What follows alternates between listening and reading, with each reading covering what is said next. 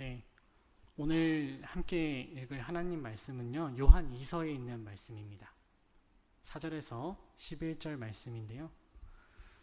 저랑 여러분이 한 절씩 교독하여 읽겠습니다. 너의 자녀들 중에 우리가 아버지께 받은 계명대로 진리를 행하는 자를 보니 내가 보니 심히 기쁘도다.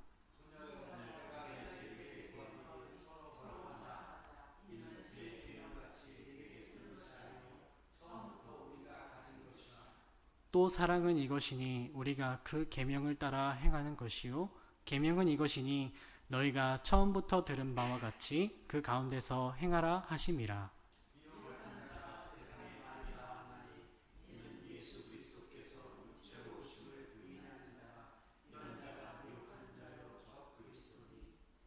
너희는 스스로 삼가 우리가 일한 것을 잃지 말고 오직 온전한 상을 받으라.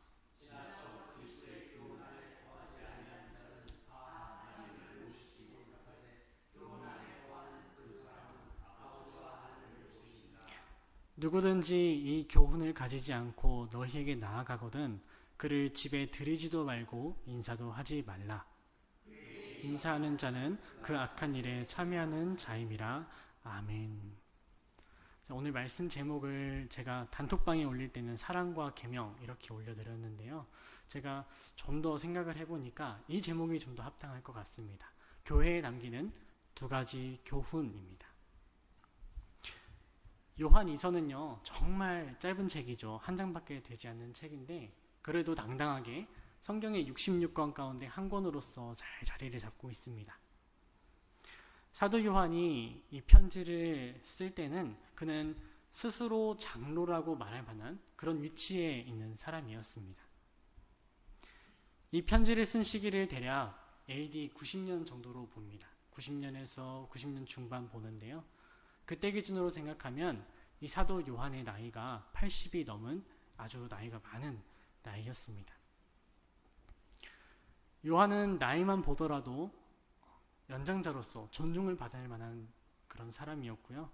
신앙에 있어서도 두말할 것 없이 교회를 지도하는 교회의 장로였습니다. 저는 아직까지 이렇게 젊고 또 이제 삶의 이치라는 것을 깨달을 만한 그런 삶을 살았다 이렇게 생각하지는 않지만 그래도 한 가지 이 노사도 요한의 마음을 조금은 헤아릴 수 있는 그런 부분이 있었습니다. 저는 어렸을 때 2차례 전학을 갔어요. 그 초등학생 때인데 3학년 때 한 번, 5학년 때 한 번, 2번 갔습니다. 근데 전학을 갈 때마다 뭐가 그렇게 슬펐는지 친구들 붙잡고 펑펑 울곤 했습니다.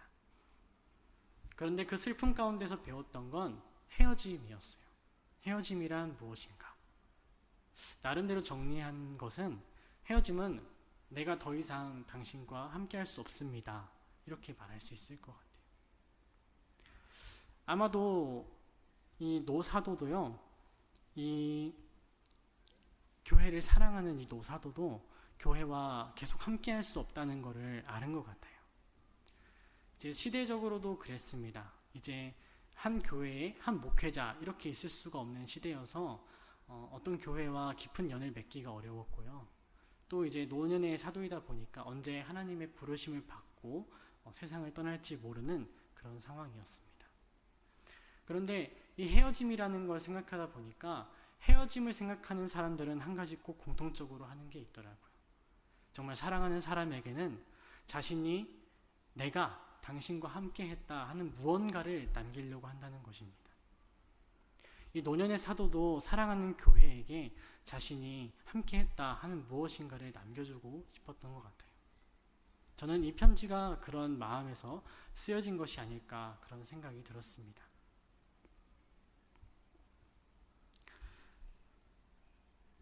그래서 이 사랑의 사도는 성령 하나님의 감동을 따라서 이 교회에 편지를 남깁니다. 이 짧은 편지에는 교회를 향한 요한의 사랑이 가득 들어있다. 저는 이렇게 이 본문을 읽고 묵상하면서 그런 마음이 참 많이 들었어요.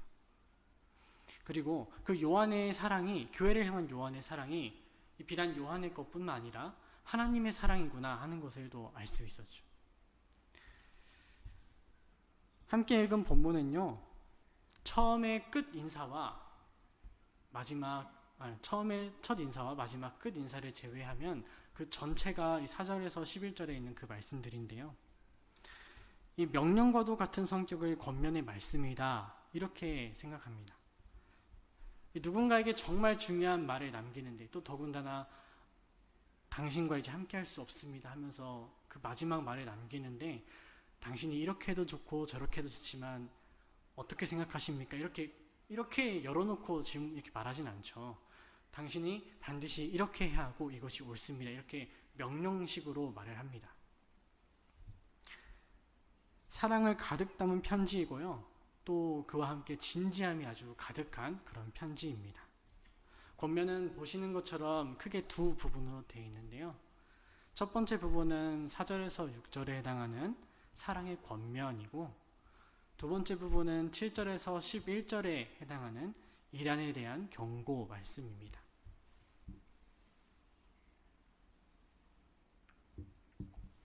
이 둘을요, 하나씩 찬찬히 살펴보겠습니다. 먼저 4절 말씀입니다. 너의 자녀들 중에 우리가 아버지께 받은 계명대로 진리를 행하는 자를 보니 내가 보니 심히 기쁘도다. 네, 여기에서 너의 자녀들이란 표현이 있죠.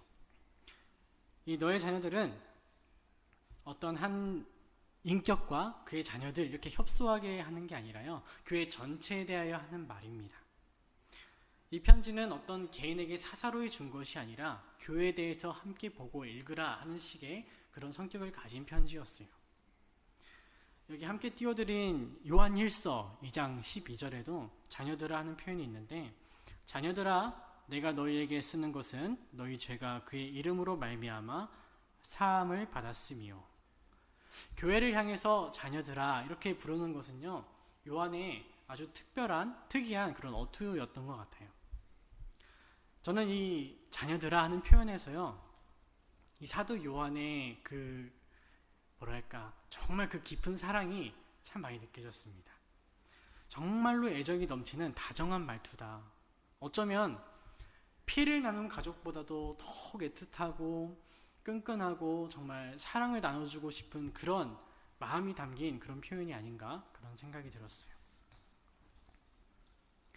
요한은 그런 사랑하는 교회를 보면서 기쁘다라고 말합니다. 마치 부모가 자녀에게 기쁨을 느끼고 또 성생이 제자에게 기쁨을 느끼는데, 그 이유가 여럿이 있죠. 이제 자녀를 볼 때, 정말 어릴 때는 전 아직 아이가 없지만 밥 잘 먹고 이제 변 잘 누고 이거 잠 잘 자고 이것만 봐도 기쁘다고 하던데, 정말 그런가요? 네, 그런데 그런 종류의 기쁨은 아니었던 것 같아요. 요한이 기쁨을 느낀 부분은 이 교회가 하나님의 말씀을 따라 산다는 것, 거기에서 요한이 기쁨을 느꼈습니다. 요한은 교회를 목양하고 돌볼 때 정말 이 사람들이 하나님의 말씀대로 살도록 그렇게 부단히 애를 써서 노력해서 목양했던 그런 정말 좋은 장로였거든요. 영원히 변하지 않는 하나님의 진리의 말씀을 따라 살도록 애쓴 것이 사도의 평생이었습니다. 그런데 이 하나님 말씀을 따라서 사는 것이 기쁜 것은 비단 요한만의 또 기쁨은 아니죠. 누구보다 하나님께서 그 모습을 가장 기뻐하십니다. 하나님께서 우리 모두에게 완벽함을 요구하지는 않으십니다. 무엇이 분명하게 옳은 거야 라고는 말씀해 주시지만, 또 하나님께서는 누구보다 우리가 그것을 100% 완전하게 순종할 수 없는 걸 또 알고 계시죠. 하나님이 우리에게 기쁘게 보시는 것은 하나님께 대한 그 마음입니다. 정말 내가 잘 안 되는 중에도 불구하고 이것이 정말 내 삶에서 가장 우선순위에 놓기 위해서 노력하고 하나님을 위해서 이것을 순종하기를 노력하는 그런 마음의 중심을 보고 하나님께서 기뻐하시는 거죠. 이 사도 요한은 아마도지만 분명 거의 확실하게 하나님께서 느끼실 그런 기쁨에 동참해서 기뻐한 것 같아요.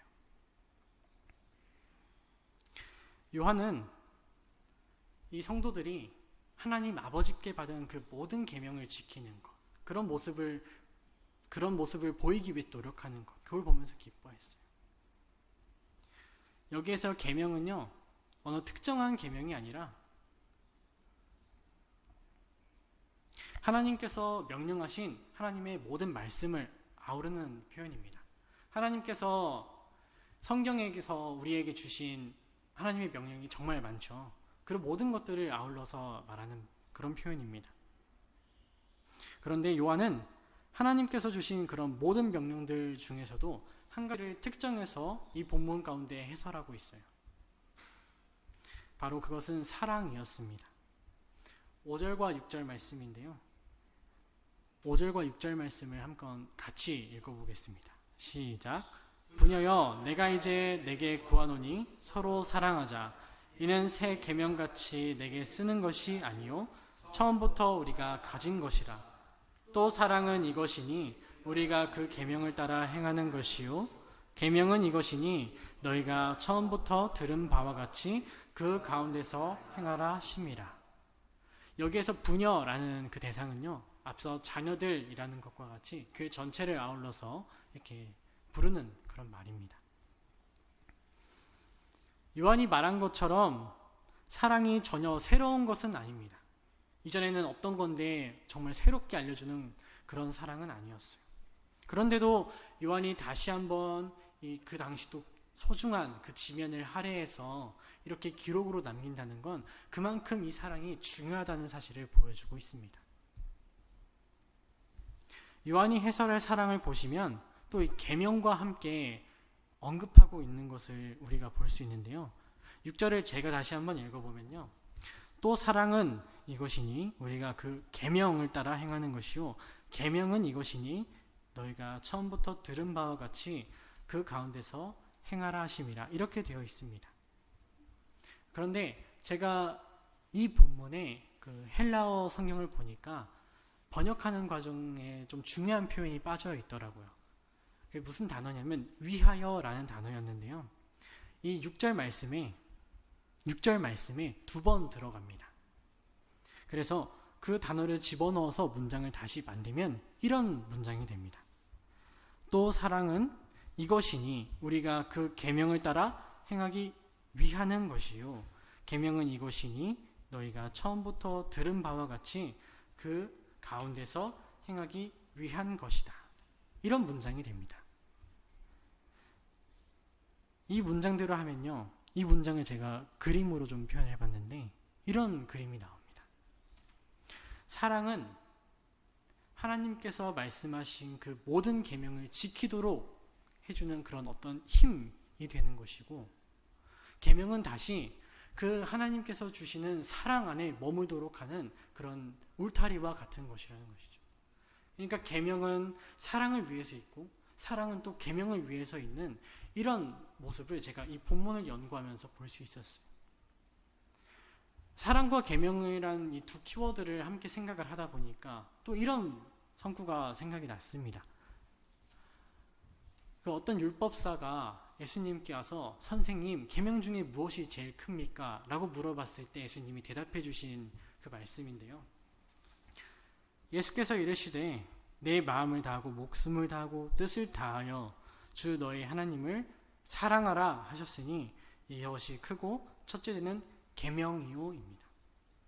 예수님께서도요, 이 사랑과 계명을 함께 아울러서 가르치고 있는 모습을 제가 볼 수 있었어요. 그런데 이것이 비단 신약에서만 새롭게 되는 것이 아니라 이미 구약에서도 그런 것을 제가 또 발견했습니다. 신명기에 있는 말씀인데요. 읽어드리면 그런즉 너는 알라 오직 내 하나님 여호와는 하나님이시요 신실하신 하나님이시라. 그를 사랑하고 그의 계명을 지키는 자에게는 천대까지 그의 언약을 이행하시며 인애를 베푸시되. 이렇게 기록되어 있었어요.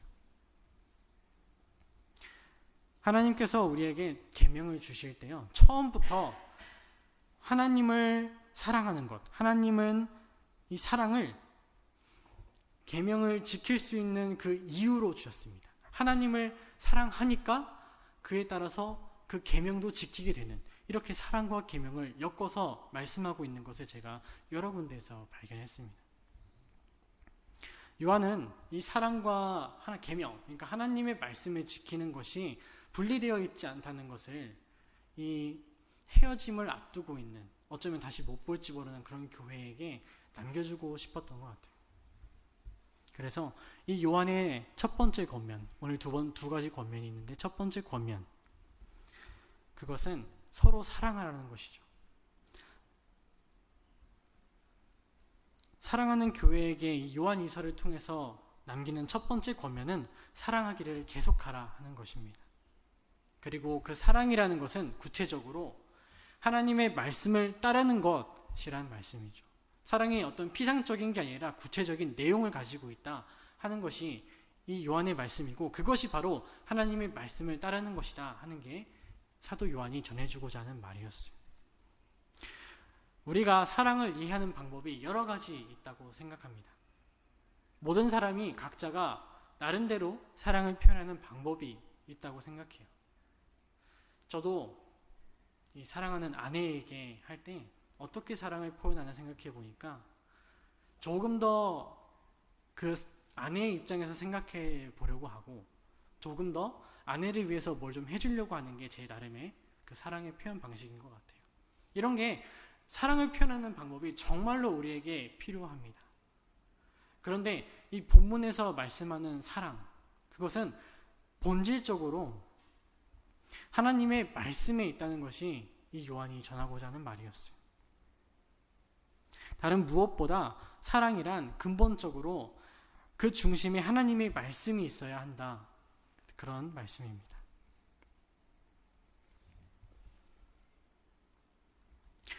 네, 사랑의 권면이 이 교회 안에서 서로 사랑하라 하는 그런 내적인 영역이 있다면요, 이 이단에 대한 경고, 두 번째 권면은 교회 외적에 대한 그런 권면이었습니다. 당시에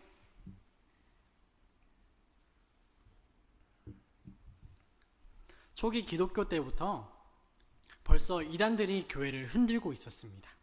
우리나라는 이단들이 많이 있는데 특별히 자칭 재림주라고 하는 이단들이 참 많이 있습니다. 이제 유명한 이단 중에는 구원론에 대해서 또 이단인 경우도 있죠.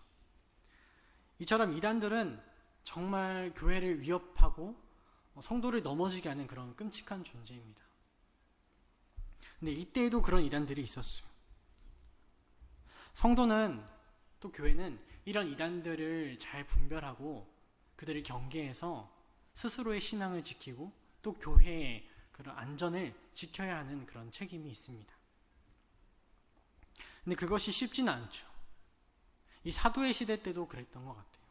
그래서 이 사도 요한이 편지를 쓸 때 활동한 이단들에 대해서 아주 강력하게 경고의 말씀을 주고 있습니다. 이때 활동했던 이단들은요, 이 성도님들이 한번 들어보셨을 것 같은데 영지주의 성격을 가진 이단들이었어요. 영지주의라는 것은요, 영적인 지식을 추구하는 그런 사상을 가진 사람들이었는데, 심지어는 이 영적인 어떤 특별한 지식을 통해서 구원을 받을 수도 있다, 이렇게까지도 이해하는 사람들이었습니다. 철학에서 시작했지만 거의 종교적인 신념까지도 넘어가는 그런 사상이었어요. 그래서 이 사람들은 영적인 세계는 매우 선한 것으로 분리를 해놓고 육적인 세계는 아주 악한 것으로 완전히 찢어서 생각을 했습니다.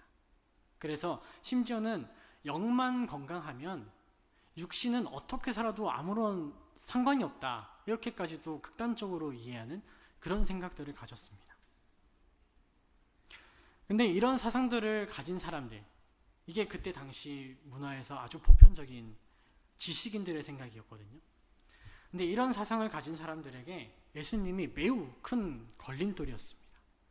왜냐하면 예수님이 사람으로 우리 가운데 오셨잖아요. 예수님은 참 하나님이시고, 참 하나님이신 예수님이 인간의 몸을 입고 우리 가운데 정말로 사람이 되셔서 오셨는데, 이들의 생각에는 그것이 이해가 되지 않는 거죠. 어떻게 신이라고 한다면 영적 존재고 선한 것의 극치인 존재인데 어떻게 그런 저열하고 아주 낮은 수준에 있는 그런 육신을 입을 수 있다는 말인가 하는 게 이 사람들의 생각이었어요. 그래서 이들은 자신의 생각과 예수님의 그 성육신이라는 그 진리를 잘 어떻게 조화를 해서 가현설이라는 이론도 만들어냈습니다.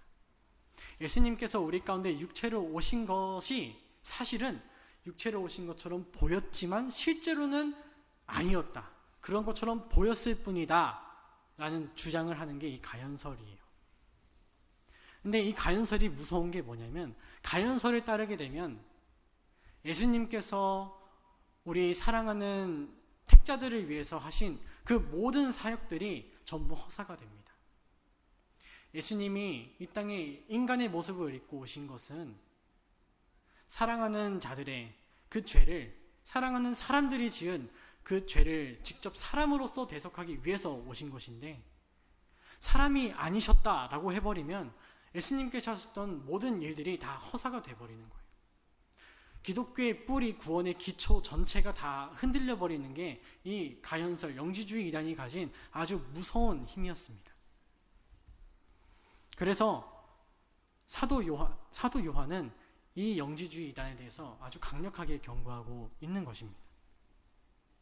그래서 7절 말씀에는 이렇게 기록되어 있습니다. 미혹하는 자가 세상에 많이 나왔나니 이는 예수 그리스도께서 육체로 오심을 부인하는 자라. 이런 자가 미혹하는 자요 적그리스도니. 이렇게 아주 강하게 경고를 하고 있죠. 그래서 10절과 11절에는 이런 말씀으로 또 이어집니다. 누구든지 이 교훈을 가지지 않고 너희에게 나아가거든 그를 집에 들이지도 말고 인사도 하지 말라. 그에게 인사하는 자는 그 악한 일에 참여하는 자임이라. 이렇게 말씀합니다. 여기에서 이 줄친 이 교훈이란 단어는요, 교리라고도 번역하는 말인데요, 우리의 구원을 위한 모든 지식을 표현하는 그런 단어예요. 그런데 특별히 본문에서는요, 예수님께 대한 지식을 가리키고 있습니다. 지금 이 본문이 영지주의, 예수님께서 육신으로 오신 걸 부인하는 그 영지주의에 대한 경고를 주고 있는 말씀이잖아요.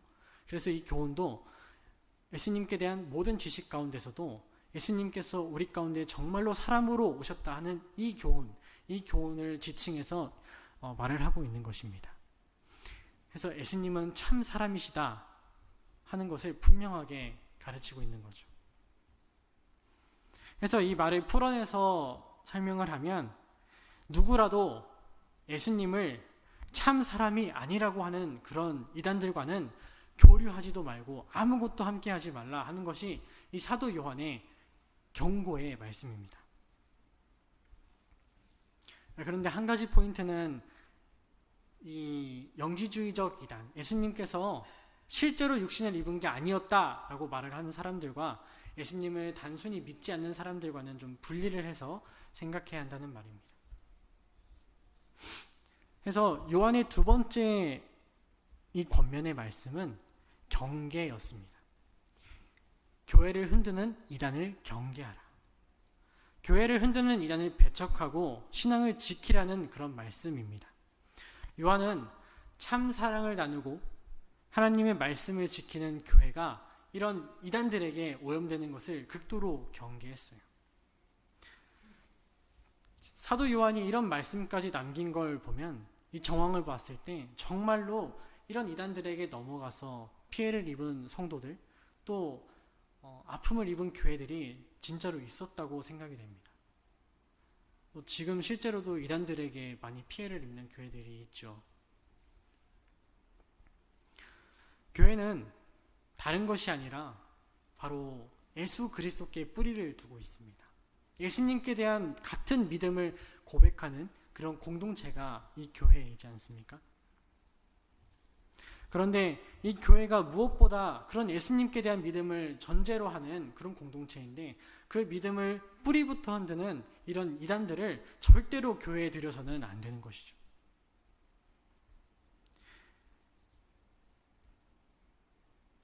이런 공격에 만약 계속 노출된다면 교회는 반드시 무너지고 말 것입니다. 사도 요한은 사랑하는 교회가 이런 이단들에게 아픔을 입고 와야 되는 것을 매우 걱정했어요. 그래서 아주 강력한 말씀으로 이 이단들에 대해서 경계할 것을 권면하고 있는 것입니다. 요한이 사랑하는 교회에게 남긴 것은 재산도 명예도 아니었습니다. 세상을 살아갈 수 있는 어떤 지식, 그런 것도 아니었어요. 요한이 사랑하는 교회에 남긴 것은 교회가 살아야 할 진리였습니다. 교회가 절대로 타협해서는 안 되는 그런 진리의 말씀을 교회에게 남기고 있어요. 요한을 통해서 주신 하나님의 말씀입니다. 이 편지를 쓴 사람은 요한이었지만 그 요한을 통해서 교회에게 정말로 말씀하시는 분은 하나님이시죠. 하나님께서는 오늘 이 말씀을 듣고 그 앞에 서 있는 우리에게 이런 삶을 요구하십니다. 사랑하지 않는 사람에게는 더욱 사랑할 것을 요구하시고, 또 이단에 대해서는 강력하게 경계하고 그들과 함께하지 말라고 하나님께서 우리에게 명령하고 계십니다. 이 두 가지 모두 우리의 신앙, 특별히 이 교회가 안전하게 잘 자라기 위해서 정말 필요한 것이다, 이런 생각이 들었습니다. 이것이 사도 요한이 이 말씀을 통해 오늘 우리에게 주는 교훈의 말씀입니다. 하나님의 말씀 안에서요, 서로 사랑하기를 더욱 힘쓰고, 또 바깥으로는 이단에 대해서 경계하고 교회와 신앙을 안전히 지켜가는 우리 도토리 교회 성도님들이 되시기를 바랍니다. 기도하겠습니다. 하나님 아버지, 감사합니다. 하나님께서 사도 요한을 통해서 우리에게 사랑과 경계라는 그 두 가지 교훈을 주십니다. 아버지, 우리가 이것을 정말로 하나님의 말씀으로 받았는데, 아버지, 우리가 이것을 행할 능력이 부족하오니 아버지, 더욱 행할 수 있는 능력을 주셔서 주님의 말씀에 순종하는 우리 모두가 될 수 있게 도와주옵소서. 예수님의 이름으로 기도합니다. 아멘. 주기도문으로 오늘 수요예배를 마치겠습니다. 하늘에 계신 우리 아버지여, 이름이 거룩히 여김을 받으시오며 나라의 임하옵시며 뜻이 하늘에서 이룬 것 같이 땅에서도 이루어지이다. 오늘날 우리에게 일용할 양식을 주옵시고 우리가 우리에게 죄 지은 자를 사하여 준 것 같이 우리의 죄를 사하여 주옵시고 우리를 시험에 들게 하지 마옵시고 다만 악에서 구하옵소서. 대개 나라와 권세와 영광이 아버지께 영원히 있사옵나이다. 아멘.